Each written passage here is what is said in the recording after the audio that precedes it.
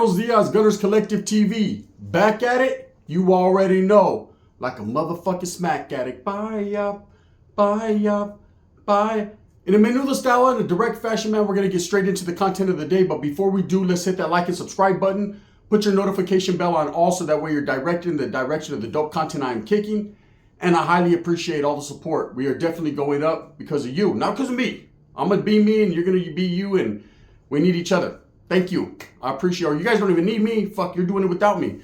So look, I was flipping through YouTube yesterday and I came across the channel, man, that I've always supported. You know, I never put messages on the channel and I never necessarily try to get into any conflict, because it seems like every time I voice my opinion, there seems to be a little bit of conflict, man, and I'm not here for that bullshit, right? I'm here to speak my piece, speak my mind, and keep it pushing. And others are as well. But when you see a channel that you respect and that keeps it real, well, that just makes it that much greater, right? So you can watch from the cuts, and that's what I do. So I'm watching this channel pops up on my feed, man, 16 to Life. Chill. You know, he's a brother that's done a large amount of time, keeps it unbiased, keeps it real, speaks his mind, says his thing, does his thing. And that's just what it is, man. You're either going to like it and respect it or you're not. And it is what it is. But this man never really truly disrespects anybody. Now, albeit he did do a piece of content the other day, a video, man. He used my face on the video, man, but he kept it so respectful. And I wasn't tripping. I definitely wasn't tripping. People got at me, hey, Gun, you know, this guy used your face on the content. And I said, well, I mean, he didn't disrespect me. You know, that's not the way I rock. The way I am is all publicity is good publicity, right? But at the same time, man, I respect this man, you know, for his unbiased attempt to keep it real. And you know, what other people say on his channel or what other people do, you know, in the comments is going to be totally up to them. Everyone has their voice, and they try to make it heard. So anyways, I watched a video he did yesterday, man, and he was talking about the brothers in prison and how he feels that a lot of other YouTube channels and people try to belittle the brothers, man, or try to say that the brothers, you know, while incarcerated, when I say brothers, I'm saying the blacks, right? That they don't program or they don't function up to par, or that they let a lot of things go. That's not a fact, right? That's bullshit. I'm going to have to side with him and agree with him on that. And I'm going to tell you exactly why. Okay, I've done a lot of time incarcerated since I was young, since I was a kid. That means I've been around a lot of brothers and a lot of blacks doing their time. That means I could speak from firsthand experience on what they do. Not only that, but as a functioning norteño at that time, man, we programmed on some of them same yards simultaneously side by side, meaning we were right there. While they were doing bar work, we were doing bar work. We shared a lot of the same tables. We actually associated and shared a lot of the same tables on that side of the day room. You understand that there's an invisible line in prisons in California, and on one side you're going to have the whites and the southerners. On the other side you're going to have the blacks, others, and northerners.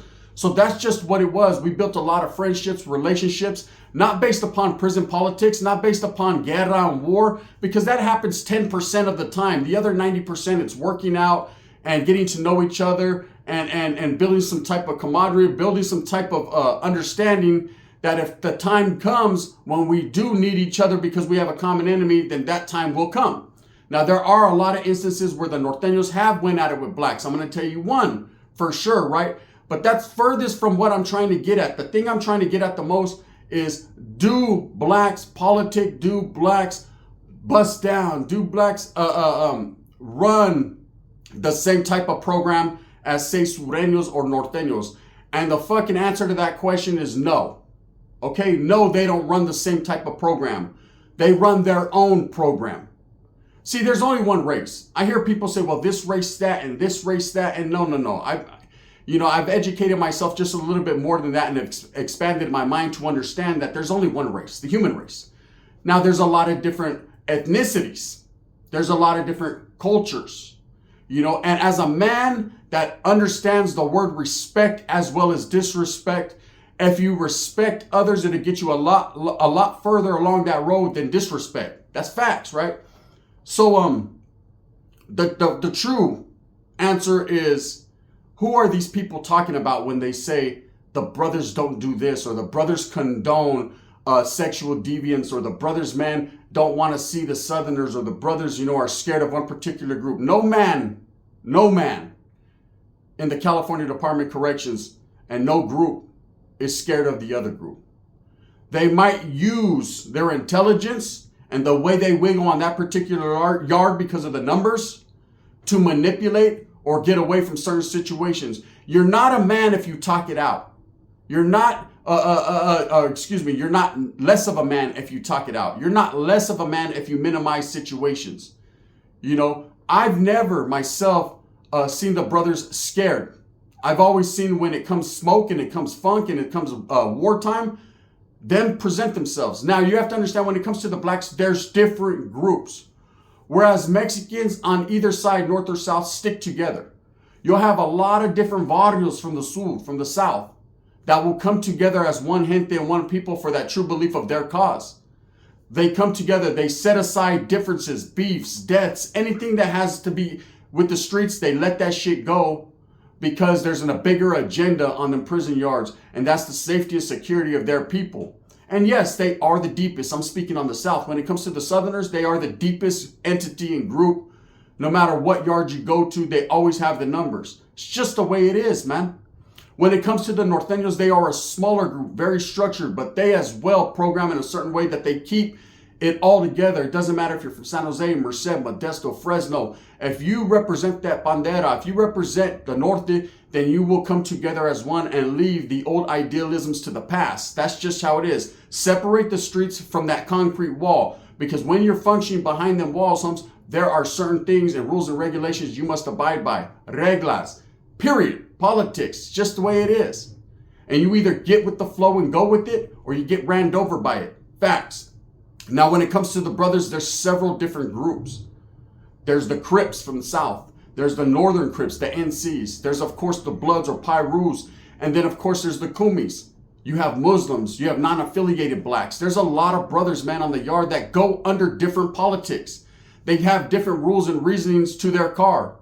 Okay, I'm going to be totally honest with you. When it comes to the brothers, man, I respect all of them because I've seen them all participate in the program and all get down. I've busted down with brothers, man, where the brothers come out to the yard and they're functioning right there with the Norteños, not necessarily hand in hand and as allies and are willing to go to the death with each other, but we have worked out together. They have programmed. I remember back in the days when the CXIVers functioned just like Norteños.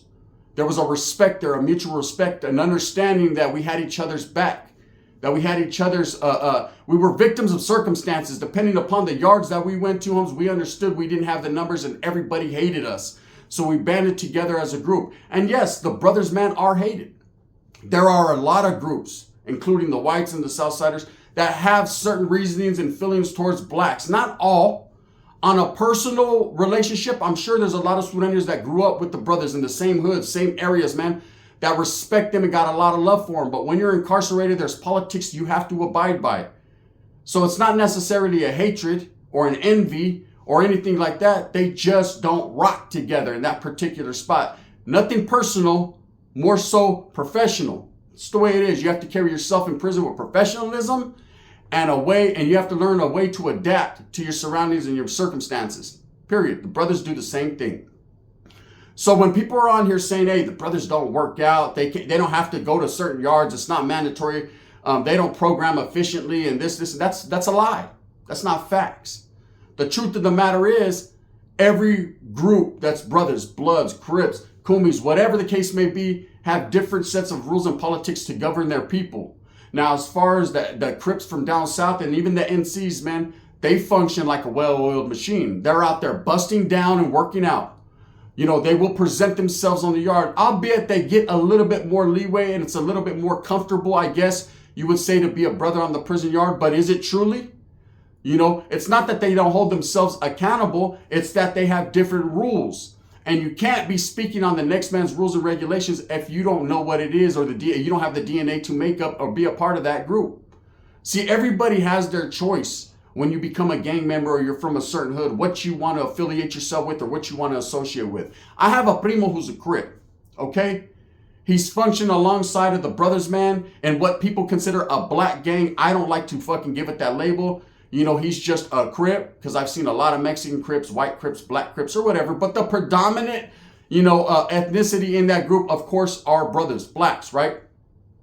And he's functioning alongside of them, grew up with them, went to school with them, man. And he just is what he is. He doesn't look, no one looks down upon him. He gets out of prison, he functioned, and he strived just as hard as the next man did. He had different rules to abide by. Now, do the brothers allow chirujos and weirdos and people with bad paperwork to hit the yard? Not necessarily. Not as much as any other group would. Okay, a lot of groups, being the Norteños, the Southsiders, whatever, the whites, pride themselves and are constantly trying to look for the bullshit, are constantly checking paperwork, are constantly looking for any type of reason to whack somebody, to remove somebody's facts, man. Let's tell the truth there. Let's be real. No disrespect to anyone. But it's hard being a Norteño. It's hard being a Southsider. It's hard being a white, because you constantly have your people looking over your shoulder, because people are want that perception, and they want to be perceived as the toughest on the yard. Every group does. They want to be perceived as the most righteous group. And at the end of the day, everybody on that yard that's doing time, black, white, green, it doesn't matter what color you are, right, are all doing the same time on that yard. Now, albeit you have different rules. That doesn't mean the blacks are not checking paperwork. I absolutely understand, and I've done time with OG blacks. Why do you think I don't say the N-word? It wasn't because my parents taught me not to say it. It wasn't because I feel fucking funny inside and I think it's weird. That has nothing to do with it. I've never used that word because I don't like to disrespect people, because the word respect has always been a big thing with me. And I understand that disrespect is what ends your life inside and outside of those walls, period. An OG brother told me from Oakland, he said, look, Gun, I'm going to be totally honest with you. This is how I feel about the N-word. I don't like Mexicans to say it. I don't like Asians to say it, Usos to say it. I don't like brothers to say it, because it's a derogatory word created to minimize our contribution to society and to what we got going on. And it's meant to hold us back from truly becoming what we are, and that's equal to all man. And I said, you know what, brother, I respect that. I've never myself used it, and that even solidifies it more that I won't, because if someone feels a certain way that's been in the mix, and best believe this brother had been through wars with white Southsiders, even Northerners, and he was giving me the game because he felt that I had earned that respect to even give that game. We sat there and had a long conversation, and it came to an understanding of why it's not good for other ethnicities, especially to say it when you haven't lived it. Okay? The N-word is not something that you just say. You have to live that to say it, right? And even then, it's still not a good word to say. So when I see a lot of people using it, these youngsters now are freely, their uses of words, they are free, right? And they do it and they say, well, I could say that. I grew up here, or this or that. Say what you want to say. You're a free man. You're a man first and foremost, but there will be repercussions with every word that comes out of your fucking boca. Straight up. Not everybody understands the reasons or agrees with what you're saying. Period.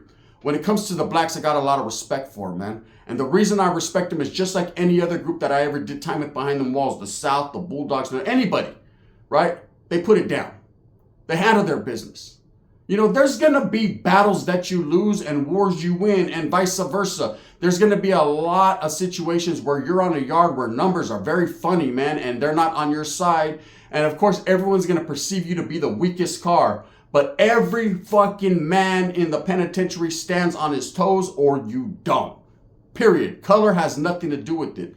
So when people are saying, hey, the blacks, they don't check paperwork, man. They allow weirdos to walk in the yard. I've never seen that.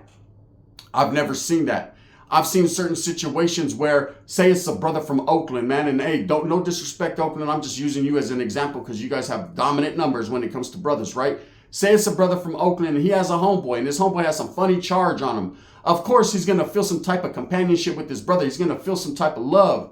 But at the end of the day, I've seen a brother from Oakland whack his homeboy and remove him off the yard because he is of an understanding that this guy did some foul shit on the streets. And the same thing has happened with Vatos from the North, the Vatos from the South. Don't get confused and let people manipulate you into thinking that there aren't other groups or other ethnicities that have bad charges too, because the fact of the matter is, and the truth is, that there's people from everywhere that catch funny charges, man, and get removed off them yards by their people. Period. Okay, now the brothers are not always going to have the dominant numbers. The South is, I said it. Fill it up with unleaded, right? But here's some knowledge you can't get in college. That doesn't mean the brothers are not scared to handle their business. See, one thing about all these different groups of brothers, man, and they're fragmented into different groups. Like I said, the Crips, the Bloods, the Kumis. When it comes wartime, when it becomes a racial issue, which 9 times out of 10, if you have to deal with the brother on any type of level, it becomes that. And the reason it becomes that is because a lot of people take it that way. Instead of just holding one man accountable and not giving respect to that man because he disrespected you in handling your business, prison has different rules and regulations. There can't be no one-on-ones on 4 and 3 yards. There can't be no head-up phase. There can't be any of that. You know, the Mexicans truly believe on each side, man, that it's one jump, all jump, that it's weaponry, that it's fucking war, humps. You know, so it becomes a fucking brown and black thing or a white and black thing. When at the end of the day, man, us as minority groups in society, you know, whether we have the numbers or not, you know, should come to an understanding that we have gone through the same strife and struggle in these fucking barrios and these hoods. But we push all that to the side for a core belief of it's you against me. So yes, it always becomes a racial thing, but usually it stems from 2 men that just don't agree. Has nothing to do with black and brown, but it goes that route. And so of course the brothers are going to feel like we can't let these brown men touch a brother. The Mexicans are going to feel like there's absolutely no way we're going to let this black guy touch a homie. And then it goes down, and it all stems from someone burning someone or someone looking at someone a certain way. And it really has nothing to do with people thinking that people are scared. Because look, here's the thing. Facts. You can't call an enemy, man, if you don't respect them. You have to, there has to be something about them, man, that kind of makes you stop in your tracks and think a little bit, right? That's why they become your enemy. It's a fucking form of respect. You say, you know what? Them motherfuckers will get it too. They are a fucking formidable adversary, and that's what the brothers are. But that doesn't mean that's what they always are. There's a lot of, you know, respect on them yards and talking. Now let's talk about the old age or the age-old myth. Do Mexicans eat after blacks? Nobody eats after nobody in prison. You eat with your own fucking people. Why? It's not because you're racist or because I can't stand it. It's because that's the way it fucking is. That was etched in stone before you got there, and it's going to be there clearly after you get out, humps. Water can't wash away fucking what's etched in stone. It just is. But that doesn't mean that one group is better than the other. I hear people say, and a lot of brothers say, man, you know, why can't you eat after us? You know, name a black that wants to eat after a southerner or a northerner. It's not going to happen. Nobody does that with anybody. You fuck with your own, and that's just how it is. Sorry, man. As far as do blacks have to come out to yard?